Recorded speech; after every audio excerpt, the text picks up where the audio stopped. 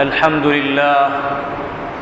لله نحمده ونستعينه ونستغفره ونؤمن به ونتوكل عليه ونعوذ بالله من شرور أنفسنا ومن سيئات أعمالنا من يهده الله فلا مضل له ومن يضلله فلا هادي له ونشهد أن لا إله إلا الله وحده لا شريك له ونشهد أن سيدنا ونبينا وشفيعنا وحبيبنا ومولانا محمدا عبده ورسوله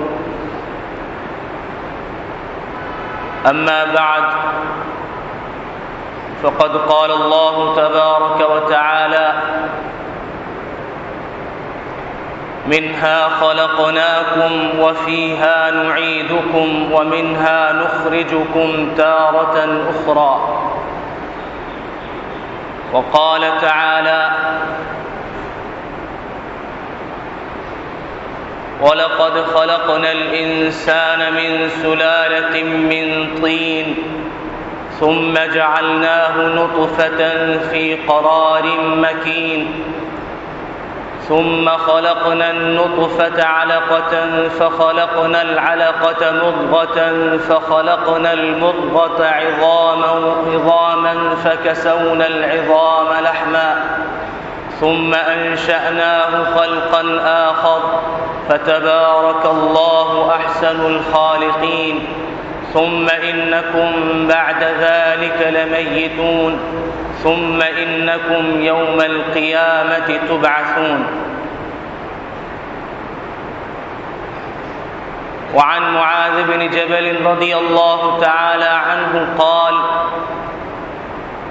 قال رسول الله صلى الله عليه وسلم يا معاذ أتدري ما حق الله على العباد؟ قال الله ورسوله أعلم. قال أن يعبدوه ولا يشركوا به شيئا. قال أتدري ما حق العباد على الله؟ قال الله ورسوله أعلم.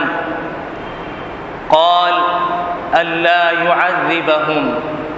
متفق عليه. صدق الله العظيم وصدق رسوله النبي الكريم ونحن على ذلك لمن الشاهدين والشاكرين والحمد لله رب العالمين.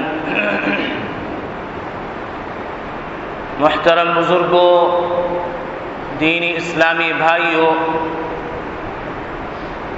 اللہ رب العزت کا ارشاد ہے منہا خلقناکم، ہم نے اس انسان کو مٹی سے پیدا کیا، ہم نے تم کو اس مٹی سے پیدا کیا، وفیہا نعیدکم، اور اسی مٹی میں ہم تمہیں لوٹائیں گے، ومنہا نخرجکم تارۃ اخری، اور اسی مٹی سے ہم تم کو دوبارہ نکالیں گے۔ اللہ رب العزت نے ہمیں ایسی چیز سے پیدا کیا کہ جو چیز انسان چلتے پھرتے روندتا ہے اور اس کو روند روند کے ریزہ ریزہ کر دیتا ہے،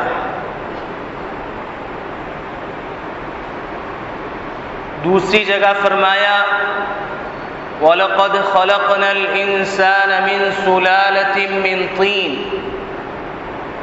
ہم نے مٹی کے گارے سے پیدا کیا، ثُمَّ جَعَلْنَاهُ نُطْفَةً فِي قَرَارٍ مَّكِينٍ، پھر ہم نے اس کے نطفے کو ماں کے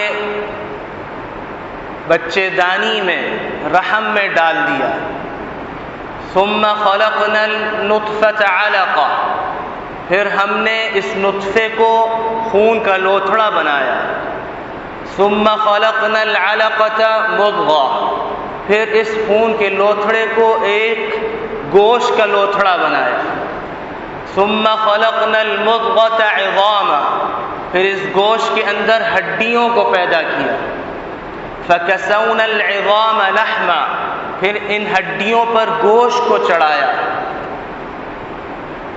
ثم انشأناه خلقا آخر، پھر ہم نے اس کو ایک دوسری مخلوق بنا دیا، چلتا پھرتا پرزہ بنا دیا، فتبارک اللہ احسن الخالقین، وہ اللہ بلند و بالا ہے جو بہترین خالق ہے۔ ثم انکم بعد ذلک لمیتون، پھر اس کے بعد تم مر جاؤ گے، ثم انکم یوم القیامۃ تبعثون، پھر اس کے بعد تم قیامت کے دن اٹھائے جاؤ گے۔ اللہ رب العزت نے انسان کو مٹی اور انسان کے گندے نطفے سے پیدا کیا۔ من ای شیء خلقہ، انسان کو کس چیز سے اللہ نے پیدا کیا؟ من نطفۃ خلقہ، گندے پانی سے۔ وہ پانی کہاں ہے؟ یخرج من بین الصلب والترائب، جو ریل کی ہڈی میں اس کا مقام ہے مرد کے، اور عورتوں کے سینوں میں اس کا مقام ہے، وہاں سے نکلتا ہے اچھلتا ہوا۔ یہ انسان کی حقیقت ہے۔ اگر انسان اپنی حقیقت میں غور کرے تو نہ تکبر کرے گا، نہ بڑائی کرے گا، نہ جتلاوا کرے گا، نہ دکھلاوا کرے گا، نہ جھگڑے گا، اور اس کے اندر اپنی حقیقت کی جب پہچان آ جائے گی تو نہایت متواضع ہوگا، نہایت عاجز ہوگا، نہایت اللہ کے سامنے جھکنے والا ہوگا، اور اللہ ہی کو بڑا سمجھنے والا اور اپنے کو کمتر سمجھنے والا ہوگا، اپنے کو ادنا اور سامنے والے کو اعلیٰ سمجھنے والا ہوگا، بشرطے کہ انسان اپنی تخلیق میں غور کرے۔ یہ تو اللہ رب العزت نے انسان کو جن مادوں سے پیدا کیا اس کا ذکر فرمایا۔ ایک روایت میں آتا ہے، حضرت عبداللہ ابن مسعود رضی اللہ عنہ کی روایت مفسرین نے نقل فرمائی ہے کہ اللہ تعالی انسان کو نطفے سے، منی سے، گندے پانی سے پیدا کرتا ہے، اور ناف میں انسان کی جب پیدائش ہوتی ہے اس ناف کے اندر اللہ تعالیٰ مٹی کا تخم ڈالتا ہے، خمیرہ ڈالتا ہے، اور پھر اس مٹی کو اس نطفے میں شامل کرتا ہے۔ حضرت آدم علیہ السلام کو سب سے پہلے اللہ نے اپنی حکمت بالغہ سے اور اپنی قدرت کاملہ سے مٹی سے پیدا فرمایا۔ انسان کی تخلیق کن مادوں سے ہی ان کا ذکر، اور کس کے ذریعے ہوئی؟ تو سب سے پہلے حضرت آدم علیہ السلام کو اللہ نے پیدا فرمایا، وجود بخشا۔ یا ایھا الناس اتقوا ربکم الذی خلقکم من نفس واحدہ، اے لوگو اپنے اس رب سے ڈرو جس نے تم کو ایک جان سے پیدا کیا، اور وہ کون ہے؟ حضرت آدم علیہ السلام، جو کافر اور مسلمان سب کے ابا جان ہیں، والد بزرگوار ہیں۔ وَخَلَقَ مِنْهَا زَوْجَهَا، اور ان سے ان کی زوج محترمہ اما حوا کو پیدا فرمایا۔ وَبَثَّ مِنْهُمَا رِجَالًا كَثِيرًا وَنِسَاءً، پھر ان دونوں کے ملاپ سے اللہ نے بہت سے مردوں اور عورتوں کو پھیلا دیا۔ یہ اللہ رب العزت نے انسان کی پیدائش کے مبدأ اور ابتدا کا ذکر فرمایا۔ ان مثل عیسی عند اللہ کمثل آدم، بے شک اللہ کے ہاں عیسیٰ ابن مریم کی مثال ایسی ہے جیسے کہ آدم علیہ السلام، خلقہ من تراب، اللہ نے ان کو مٹی سے پیدا کیا، ثم قال له کن فیکون، پھر اس مٹی سے کہا ہو جا، وہ ہو گئی، اور چلتا پھرتا ایک پرزہ اور ایک انسان وجود میں آ گیا۔ اب اس انسان کو اللہ رب العزت نے پیدا فرمایا اور اس انسان کے اندر تقوی اور فجور یعنی گناہ کا مادہ رکھا. فَأَلْهَمَهَا فُجُورَهَا وَتَقْوَاهَا. بس اللہ رب العزت نے اس نفس میں، اس انسان میں گناہ کا مادہ ڈال دیا اور تقوی کا مادہ ڈال دیا. اب جس شخص نے، اور ساتھ ساتھ یہ بھی نہیں کہ تقوی کا مادہ اور فجور گناہ کا مادہ ڈال دیا اور بغیر مکلف بنا دیا، ایسا نہیں. لا یکلف اللہ نفسا الا وسعها. اللہ تعالیٰ نے ہر نفس کو اس کے طاقت کے بقدر مکلف بنایا ہے. تو گویا اللہ تعالیٰ نے گناہ کو اختیار کرنے کا اور تقوی اور نیکی اور اعمال صالحہ کو اختیار کرنے کا بھی مکلف انسان کو اور قدرت اللہ رب العزت نے انسان کو عطا فرمائی. ایسے ہی نہیں پیدا کیا. اور پھر اس پیدائش کے مقصد کو اللہ نے ذکر کیا اور ایک جگہ فرمایا افحسبتم انما خلقناکم عبثا. سو کیا تم نے خیال کیا کہ ہم نے تم کو ایسے ہی بیکار، مہمل اور فضول پیدا کیا ہے، بے مقصد پیدا کیا ہے؟ نہیں، اس کا مقصد ہے وما خلقت الجن والانس الا ليعبدون. میں نے جن و انس کو نہیں پیدا کیا مگر اپنی عبادت کے لیے. اس وجہ سے پیدا کیا ہے کہ وہ میری عبادت کرے، میرے آگے سربسجود ہو، میرے ہی گن گائے، مجھی سے مانگے اور صبح و شام میرا تذکرہ کرے، میرا ذکر کرے. اپنی جیتی جاگتی زندگی کے ہر عمل میں میرا حکم نظر آئے. یہ ہے عبادت، جس کا تذکرہ گزشتہ جمعوں میں بھی کئی دفعہ آ چکا ہے آپ کے سامنے کہ عبادت صرف نماز، روزے، حج، زکوٰۃ کا نام نہیں ہے. عبادت انسان کی 24 گھنٹے کی زندگی جس میں عقائد بھی ہیں، ایمانیات، اللہ اور اس کے رسول پہ کس طرح ایمان رکھنا ہے، جنت جہنم، قبر سے اٹھنا، پل صراط، اور اسی طریقے سے جنت جہنم کے فیصلے، میزان وغیرہ وغیرہ. ان سب پر ایمان، یہ ایمانیات ہیں، عقائد ہیں، اسلامی کانسیپٹس ہیں. اور دوسرے نمبر پہ پھر انسان جو اپنی زندگی میں اختیار کرتا ہے وہ عبادات ہیں، جن میں نماز، روزہ، حج، زکوٰۃ ایک الگ شعبہ ہے. لیکن ان تمام شعبوں کے مجموعے کو عبادت کہا جاتا ہے. ان تمام شعبوں کے مجموعے کو ذکر کہا جاتا ہے. ان تمام شعبوں کے مجموعے کو تقوی کہا جاتا ہے. اور 24 گھنٹے میں پھر تیسرے نمبر پہ انسان جو اپناتا ہے وہ معاملات ہیں کہ کس طریقے سے ایک مسلمان اور کافر سے معاملہ کرنا ہے. آیا دونوں برابر ہیں معاملے میں یا کچھ کمی بیشی ہے؟ حلال و حرام، پاک اور ناپاک، یہ معاملات کے اندر.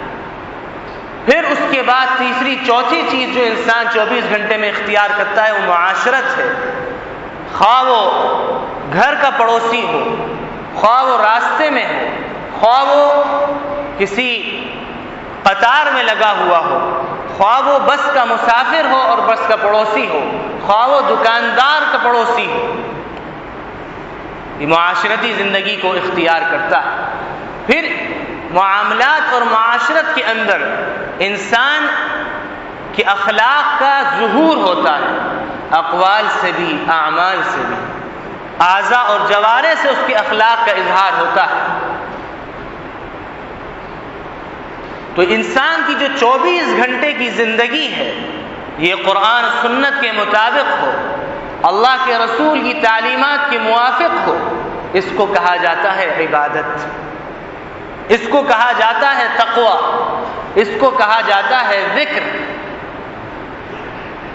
اللہ تعالیٰ نے قرآن مجید میں جہاں بھی تقوی کا ذکر کیا ہے، عبادت کا ذکر کیا ہے، ذکر کا ذکر کیا ہے، اس سے پوری شریعت مراد ہے، پورا دین مراد ہے. اور اس کی جزیات کلیات مراد ہیں،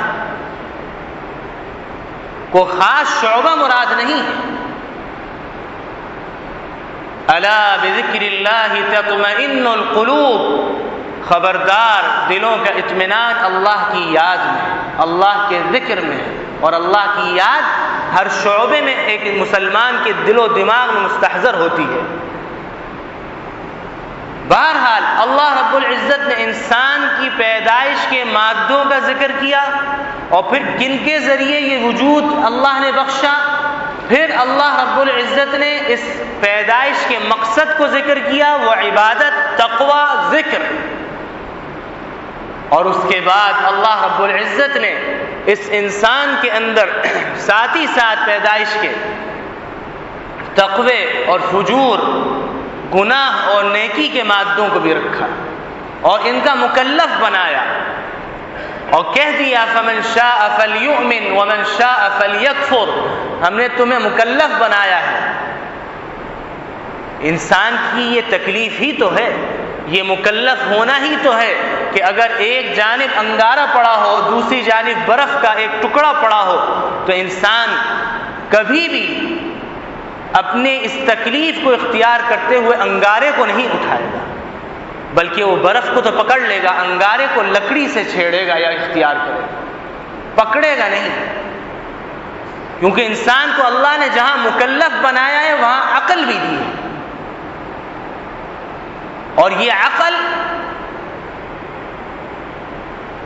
اس وقت عقل سلیم ہوتی ہے، اس وقت صحیح عقل کہلاتی ہے کہ جب یہ عقل اللہ اور اس کے رسول کے احکام کے موافق چلتی ہے، اور اللہ کے احکامات، اللہ کے رسول کی تعلیمات کے آگے تعویلات نہیں مانگتی، ریزنز تلاش نہیں کرتی، بلکہ جو اللہ اور اس کے رسول نے کہا ہے اسے وہ بغیر چوں چرا کے اختیار کرتا ہے، اور وہ عقل اختیار کر لیتی ہے، تو ایسی عقل کو عقل سلیم کہا جاتا ہے۔ اور جو عقل اللہ کے احکام، اللہ کے رسول کی تعلیمات کے سامنے عقل کو لڑائے اور ریزنز مانگے، تعویلات مانگے، تو ایسی صورت کے اندر وہ عقل ایسی عقل کہلائے گی جس میں فتور آ گیا ہے، جو احمق ہو گئی ہے، جو بے وقوف ہو گئی ہے، جس عقل کے اندر خلل واقع ہو گیا ہے۔ اور اس عقل کی درستگی یہی ہے کہ انسان اللہ اور اس کے رسول کی لائی ہوئی تعلیمات کو دیکھے، اور دیکھنے کے بعد اس کو سمجھے، سمجھ میں نہ آئے تو فاسألوا اہل الذکر ان کنتم لا تعلمون، اگر تمہیں علم نہیں تو علماء سے پوچھو، وہ علماء سے پوچھے اور پھر اس کے موافق چلے، تو وہ عقل جس میں خلل آ گیا ہے، فتور آ گیا ہے، وہ عقل سلیم بن جائے گی۔ اب یہ انسان جس کے اندر اللہ نے تقوی اور فجور، گناہ کا مادہ رکھا ہے، اور چونکہ مکلف بھی بنایا ہے اور ساتھ ساتھ عقل بھی دی ہے، وہ اس عقل کو اختیار کرتے ہوئے اور اپنی تکلیف کو اختیار کرتے ہوئے، جس کا اللہ نے ہمیں مکلف بنایا ہے، صحیح راستے کو اختیار کر لیتا ہے، اور وہ یہ سمجھتا ہے کہ صحیح راستہ قرآن و سنت ہے، جس کا اللہ نے کہا ہے وَأَنَّ هَذَا صِرَاطِي مُسْتَقِيمًا فَاتَّبِعُوهُ، یہ ہے میرا سیدھا راستہ، تم اس کی پیروی کرو، قرآن و سنت۔ وَلَا تَتَّبِعُوا السُّبُلَ، اور قرآن و سنت کے علاوہ جو دائیں بائیں راستے نظر آ رہے ہیں، یہودیت کے، نصرانیت کے، مجوسیت کے، ہندوازم کے، سوشلزم کے، کمیونزم کے، یہ جتنے راستے نظر آ رہے ہیں فَتَفَرَّقَ بِكُمْ عَنْ سَبِيلِ، تمہیں میرے سیدھے راستے سے جدا کر دیں گے۔ تو جب انسان اس آیت میں غور کرتا ہے، اور عقل بھی ہے، اور اس کا اللہ نے مکلف بھی بنایا ہے، طاقت کے بقدر احکام دیے ہیں، اور وہ سمجھتا ہے کہ مجھے اللہ نے دونوں چیزوں کے دونوں چیزوں کو اختیار کرنے کی قوت و صلاحیت دی ہے، لیکن کون سی چیز میرے لیے بہتر ہے اس کو جب وہ اختیار کرتا ہے تو پھر فرشتوں سے آگے بڑھ جاتا ہے۔ قرآن نے ایسے لوگوں کے بارے میں فرمایا قد افلح من زکاہا، کہ جنہوں نے اپنے نفس کی صفائی ستھرائی کی، جنہوں نے اپنے نفس کا تزکیہ کیا، اپنے نفس کو شرک سے اور گناہوں کی گندگی سے پاک کیا، تو وہ کامیاب ہو گیا۔ اور کون شخص کامیاب ہو سکتا ہے اور کون شخص ہے جو اپنے نفس کو پاک کرنے والا کہلائے گا؟ تو اللہ تعالیٰ نے ایک جگہ فرمایا وَمَن يُطِعِ اللَّهَ وَرَسُولَهُ فَقَدْ فَازَ فَوْزًا عَظِيمًا، جو اللہ اور اس کے رسول کی فرما برداری کرتا ہے تو بلا شبہ وہ بہت بڑی کامیابی حاصل کر چکا، یقینی ہے اس کی کامیابی۔ تو انسان اپنے نفس کا تزکیہ کس طرح کرے گا؟ اللہ اور اس کے رسول کی اطاعت و فرما برداری اور اللہ کے رسول کی پیروی اور اتباع، یہ شخص کہلائے گا قد افلح من زکاہا، کامیاب ہوا وہ شخص جس نے اپنے نفس کو ستھرا کر دیا، پاک صاف کر دیا، گناہوں کی گندگی سے، شرک کی نجاست سے صاف ستھرا اور پاک صاف کر دیا۔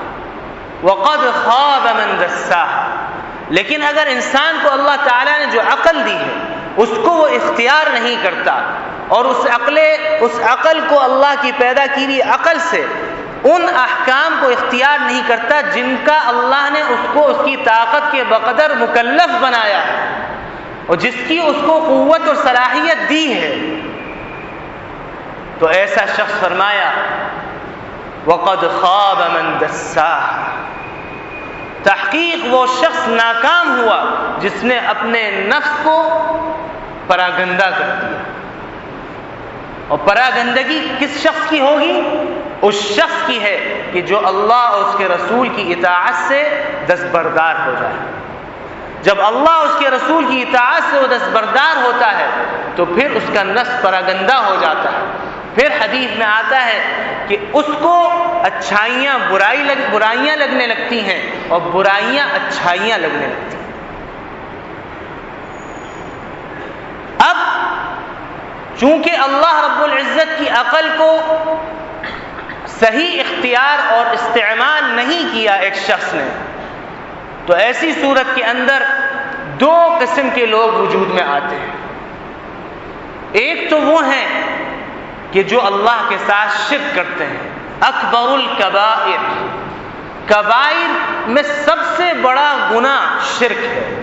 ان اللہ لا یغفر ان یشرک بہ، اللہ تعالیٰ بلا شبہ اپنے ساتھ کیے شرک کو ہرگز نہیں بخشتے، معاف نہیں کریں گے۔ وَيَغْفِرُ مَا دُونَ ذَلِكَ لِمَن يَشَاءُ، جس کے لیے چاہیں اور جس کے گناہوں کو چاہیں، شرک کے علاوہ کوئی گناہ ہے تو اللہ چاہے تو بخش دے۔ اب ایک شخص جس کو اللہ رب العزت نے مکلف بنایا، عقل بھی دی، صحیح غلط کی سمجھ بھی دی، لیکن اس عقل کو اس نے صحیح اختیار نہیں کیا، گندگی میں پڑتا چلا گیا، جس کا نتیجہ یہ ہوا کہ وہ اللہ کے ساتھ شرک پر اتر آیا۔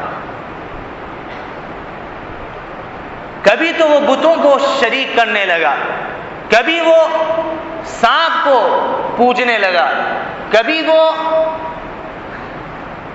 درخت کو پوجنے لگا، کبھی وہ سورج اور چاند کو پوجنے لگا، کبھی وہ ستاروں کو پوجنے لگا، کبھی وہ مٹی کو پوجنے لگا، اور کبھی وہ گائے کو پوجنے لگا، کبھی وہ صلیب کے آگے جھکنے لگا۔ تو اس نے اس اختیار کو استعمال کیا جو اختیار اللہ تعالیٰ نے اسے دیا تھا۔ فمن شاء فلیؤمن ومن شاء فلیکفر، جو چاہے اب اس تکلیف کے بعد ہم نے تمہیں مکلف بنا دیا ہے، عقل دے دی ہے، صحیح غلط کی تمیز دے دی ہے، اب جو چاہے ایمان کے راستے کو اختیار کر کے کامیاب ہو جائے اور جو چاہے کفر کے راستے کو اختیار کر کے جہنم کے گڑھوں میں چلا جائے اور آگ میں جھلسے۔ تو یہ اختیار اللہ نے اس لیے نہیں دیا کہ اجازت دی کہ جہاں بھائی جس کا جی چاہے کفر اختیار کر لو، جس کا جی چاہے ایمان اختیار کر لو، نہیں۔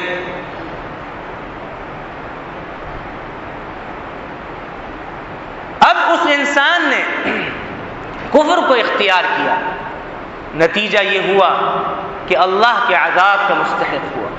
پھر یہ شرک آگے بڑھا، نتیجہ یہ ہوا کہ قبروں کو پوجنے لگا، قبروں کے آگے سجدہ کرنے لگا، قبر والوں سے مانگنے لگا۔ عقل میں فتور آ گیا، عقل میں خلل واقع ہو گیا، عقل اس کی خبط ہو گئی۔ یتخبطہ الشیطان من المس، اس کی عقل کے ساتھ شیطان چمٹ گیا، اس کی عقل کو شیطان نے اچک لیا، اس لیے کہ وہ اس اختیار کو اور اس تکلیف کو اپنی عقل سے تمیز نہیں کر پایا، نہ اس نے کوشش کی۔ اس لیے کہ انسان جب کوشش کرتا ہے تو منزل مقصود پا لیتا ہے۔ اللہ تعالیٰ کا ارشاد ہے ان اللہ لا یغیر ما بقوم حتی یغیروا ما بانفسهم، بے شک اللہ رب العزت کسی قوم کی حالت کو اس وقت تک نہیں بدلتا جب تک کہ وہ قوم اپنی حالت خود نہ بدلے۔ والذین جاہدوا فینا لنہدینہم سبلنا، جو ہمارے راستوں میں آنے کی کوشش کرتے ہیں تو ہم ضرور بضرور ان کی رہنمائی کرتے ہیں اور اپنے راستوں کو دکھلاتے ہیں۔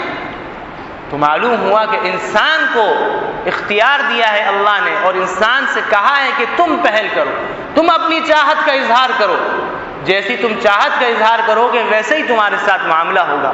انا عند ظن عبدی بی، میرا بندہ مجھ سے جیسا گمان کرتا ہے ویسے ہی پاتا ہے۔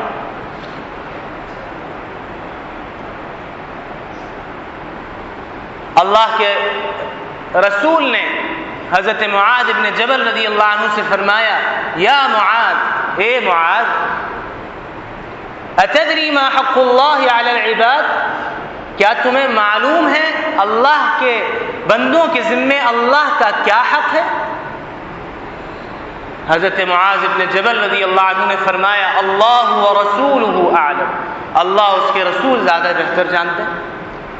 فرمایا اللہ یشرکوا بہ شیئا، بندوں کے ذمے اللہ کا حق یہ ہے کہ وہ اللہ کے ساتھ کسی کو شریک نہ ٹھہرائیں۔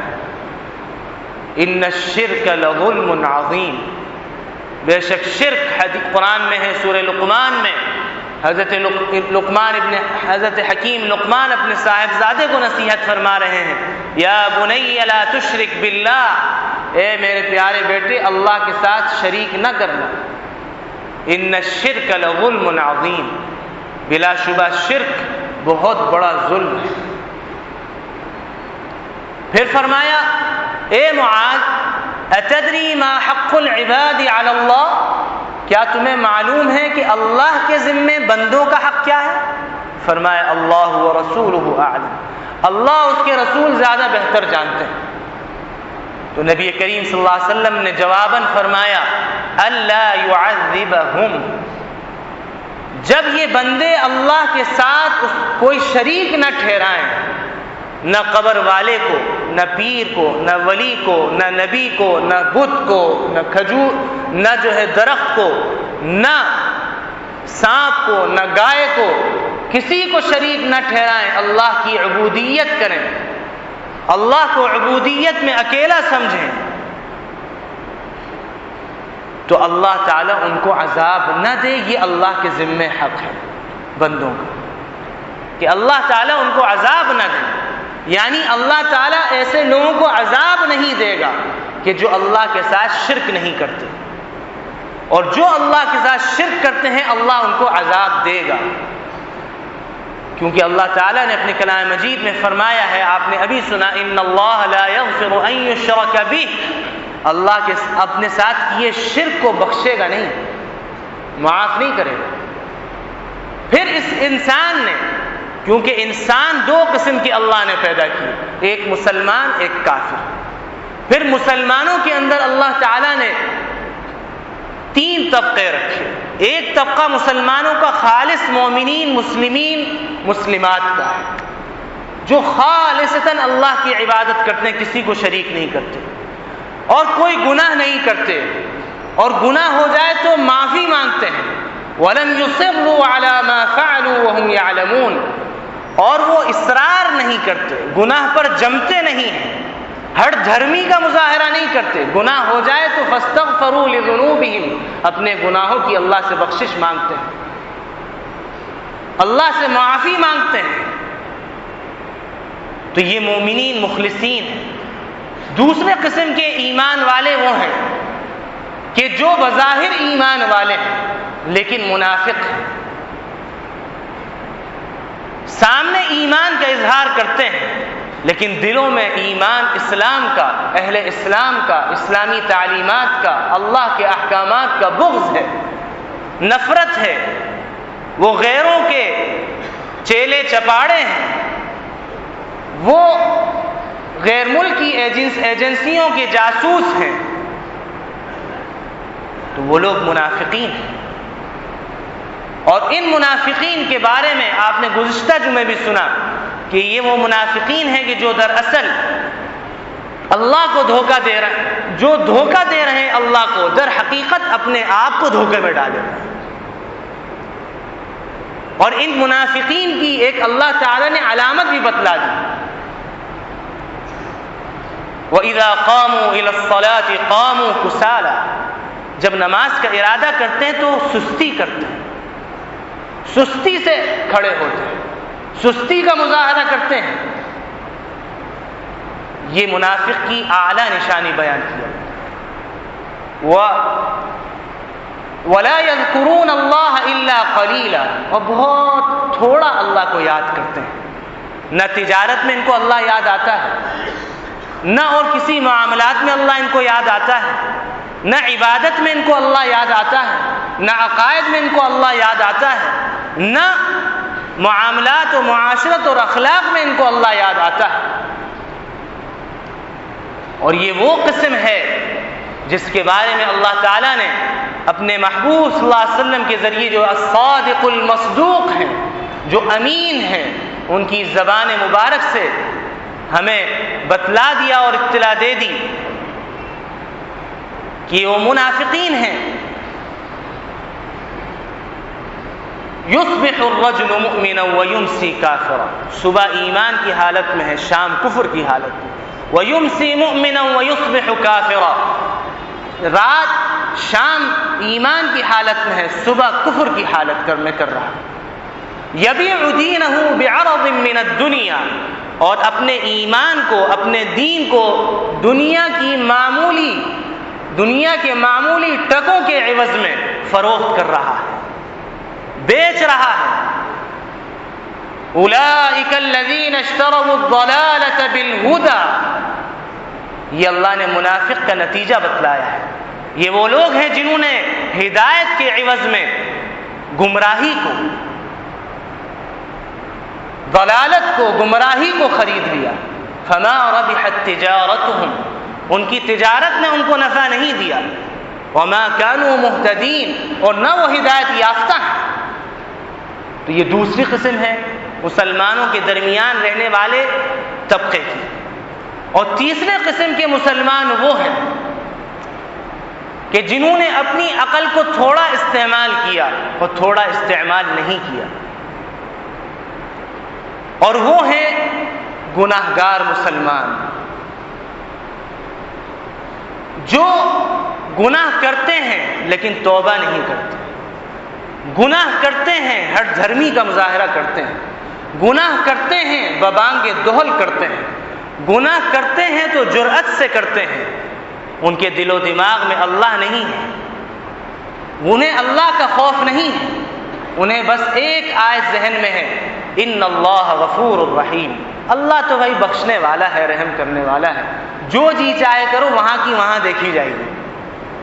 گناہ کرتے ہیں تو کہتے ہیں فبأي آلاء ربكما تكذبان، نعوذ باللہ، کفریہ کلمہ، کہ تم کن کن نعمتوں کو جھٹلاؤ گے۔ بد نظری کرتے ہوئے بعض لوگوں کو دیکھا گیا اور ان کی زبان پہ یہ آیت تھی، تم اللہ کی نعمتوں کو، کن کن نعمتوں کو جھٹلاؤ گے؟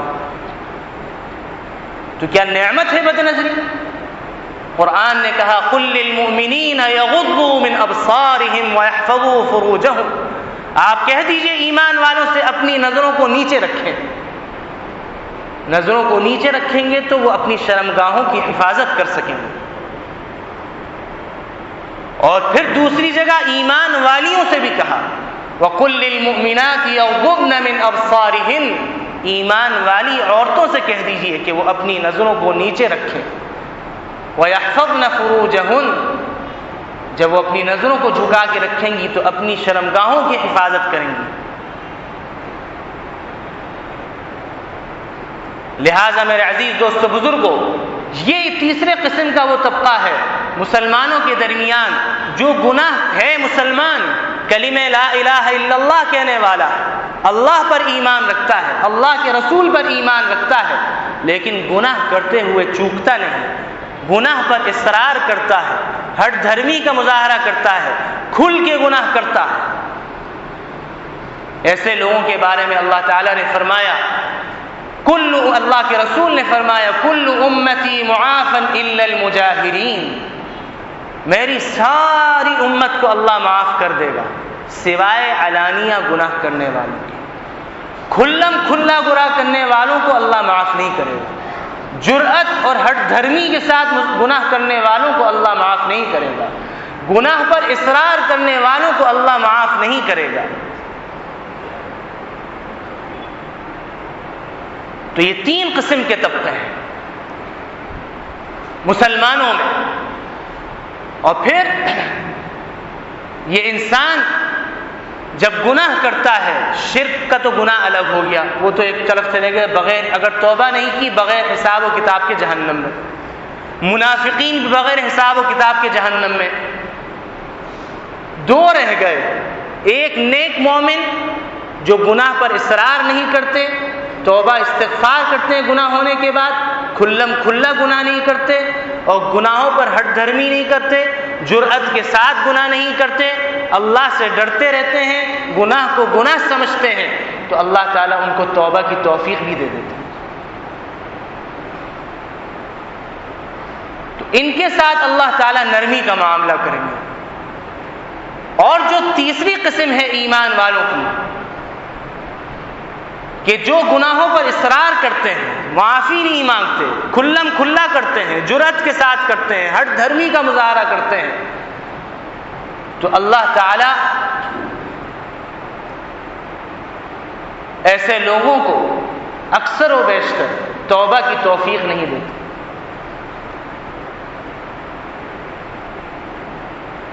اور جب انہیں توبہ کی توفیق نہیں ملتی تو پھر یہ قیامت کے دن عذاب کا مزہ چکھیں گے، لیکن عذاب کا مزہ چکھنے کے بعد چونکہ ایمان ہے، اور اللہ کے رسول نے فرمایا ہے من قال لا الہ الا اللہ دخل الجنہ، جس نے کلمہ لا الہ الا اللہ پڑھا ہے وہ جنت میں داخل ہوگا۔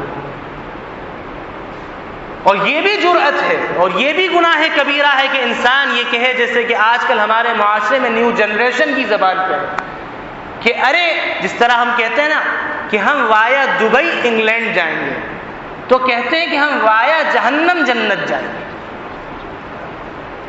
یہ کہنا آسان ہے، لیکن ہم دنیا کی آگ کا مزہ نہیں چکھ سکتے۔ دنیا کی آگ کہ اگر ہمارا معصوم بچہ، آگ تو دور درکنار، جہنم یہ جو گرمی ہے، گرمی یہ جہنم کی سانس ہے۔ شدت الحر من فیح جہنم، حدیث میں ہے، ترمذی شریف کی روایت ہے کہ گرمی کی شدت یہ جہنم کی سانس ہے۔ جہنم جب سانس لیتی ہے، جہنم جب سانس لیتی ہے تو یہ وہ گرمی یہاں انسان محسوس کرتا ہے۔ اس گرم زمین پہ ننگے پیر ہم اپنے بچے کو جانے نہیں دیتے، تو کیا ہم اتنے جری ہو گئے اللہ کی آگ کے سامنے، اللہ کے عذاب کے سامنے، کہ ہم یہ کہنے لگے کہ ہم وایا جہنم جنت جائیں گے؟ جہاں کا ایک دن 50,000 سال کے برابر. تو یہ معمولی نہیں ہے. جہاں اگر پیاس لگے گی انسان کو اور پکارے گا جہنم کے مالک کو، فرشتے کو، تو وہ 500 سال کے بعد اس کو جواب دے گا. کیا بات ہے؟ کہے گا پانی پلا دو، پھر خاموش رہے گا. 500 سال گزر جائیں گے تو اس کو اس کے جسم سے پگھلا ہوا پیپ اور خون ایک کٹورے میں لا کے دیا جائے گا. جہنم کی تپش سے گرم ہوگا. جب وہ پیے گا تو اس کی پینا پڑے گا، پیاسا ہوگا. گرمی کی شدت سے تو انسان کو پیاس لگتی ہے، اور وہاں کی شدت تو ایسی ہے کہ کانٹے چبھ رہے ہوں گے حلق میں. جب وہ پیے گا تو اندر جب پی کر اس کو نگلے گا تو نگلا تو جائے گا نہیں، بہرحال نگلے گا تو اندر سے آنتیں کٹتی ہوئی پخانے کے راستے سے نکلیں گی. اور وہاں یہ جسم نہیں ہوگا جو ہمارا جسم ہے 5-7 فٹ کا. حدیث میں آتا ہے کہ ایک جہنم کی داڑھ، یہ داڑھ تیت جس کو آپ تیت کہتے ہیں، یہ داڑھ احد پہاڑ کے برابر ہوگی. تو 32 دانت 32 احد پہاڑ کے برابر. تو سوچیں جسم کتنا بڑا ہوگا اور جہنم کتنی بڑی ہوگی. جب اللہ تعالیٰ اس سے پوچھیں گے کہ اب اور کچھ چاہیے تمہیں، اور گناہگار چاہیے، تو وہ کہے گی حل من مزید، اور کچھ ہے؟ اتنی جگہ ہے میرے اندر. روایت میں آتا ہے کہ اللہ تعالیٰ جس کی تمثیل نہیں ہے، مثال ہم بیان نہیں کر سکتے، اپنا قدم مبارک جہنم پہ رکھیں گے تو وہ کہے گی کہ بس بس بس بس اب فل ہو گئی. تو یہ ایسا نہیں ہے کہ انسان جل کے ختم ہو جائے. کلما نضجت جلودهم بدلناهم جلودا غیرها لیذوقوا العذاب. جب بھی کھال جل کے بھسم ہو جائے گی ہم دوسری کھال اس پہ چڑھا دیں گے. کیوں؟ لیذوقوا العذاب، تاکہ عذاب کا مزہ چکھتا ہی رہے. یہاں مضارع کا صیغہ استعمال کیا ہے. ایسا نہیں ہے کہ ہاں عذاب کا مزہ چکھ لے گا بس پھر چھٹی نہیں، چکھتا رہے. اور جسم بھی اتنا بڑا اسی لیے کیا جائے گا تاکہ زیادہ عذاب محسوس ہو. تو یہ کہنا آسان ہے کہ وایا جہنم جنت میں چلے جائیں گے، اور پھر اس جہنم سے بچنے کا طریقہ صرف اللہ اس کے رسول کی اطاعت و فرمانبرداری.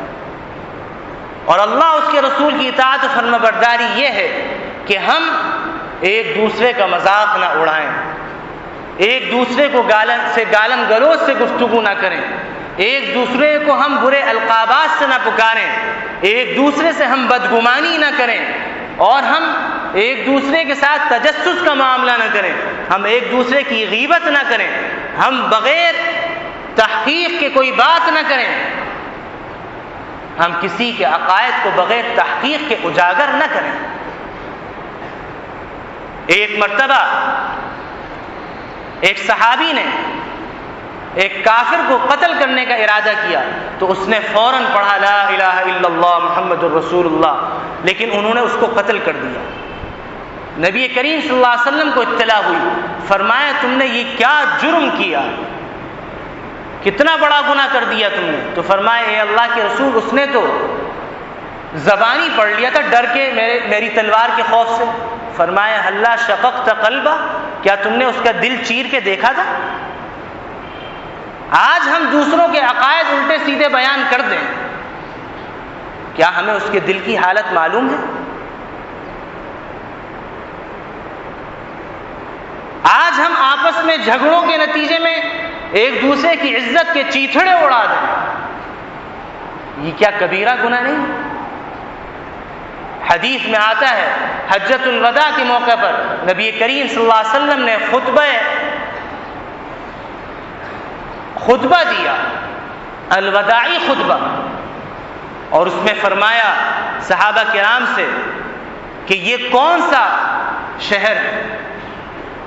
فرمایا عزت والا شہر ہے، محترم شہر ہے، لائق تعظیم شہر ہے. فرمایا کون سا مہینہ ہے؟ فرمایا کہ برکت والا، حرمت والا، احترام والا مہینہ ہے، ذوالحجہ کا. فرمایا کہ کون سا دن ہے؟ فرمایا برکت والا دن ہے، احترام والا دن ہے. تو نبی کریم صلی اللہ علیہ وسلم نے فرمایا فَإِنَّ دِمَاءَكُمْ وَأَمْوَالَكُمْ وَأَعْرَاضَكُمْ كَحُرْمَةِ يَوْمِكُمْ هَذَا فِي بَلَدِكُمْ هَذَا وَفِي شَهْرِكُمْ هَذَا. تو یہ سمجھ لو تمہارے اموال، تمہاری عزتیں، تمہارا خون تم پر ایسے ہی محترم ہے، تمہارے ذمے ایسے ہی لائق احترام ہے جس طریقے سے یہ مہینہ، جس طریقے سے یہ دن، اور جس طریقے سے یہ شہر اور یہ مہینہ لائق تعظیم اور لائق احترام. اور ایک روایت میں آتا ہے کہ دیکھو یہ بیت اللہ، اس سے زیادہ کسی چیز کی عزت اور احترام ہے؟ اللہ کے صحابہ نے کہا اللہ اس کے رسول زیادہ جانتے ہیں. فرمایا اس سے بھی زیادہ احترام اور لائق عزت انسان کی عزت ہے. اور آج ہم اگر کسی سے جھگڑا ہو جائے، کسی سے اختلاف ہو جائے، کسی سے کوئی نزاع ہو جائے، تو ہم اس کو کھلے عام کافر قرار دینے کے لیے تیار رہتے ہیں. لہٰذا میرے عزیز دوستو بزرگوں، ہمیں چاہیے کہ اللہ رب العزت نے ہمارے اندر جو تقوی اور گناہ کے مادے رکھے ہیں اور ہمیں اس کا مکلف بھی بنایا، خیر کو بھی اختیار کرنے کا مکلف بنایا، شر کو اختیار کرنے کا بھی مکلف بنایا.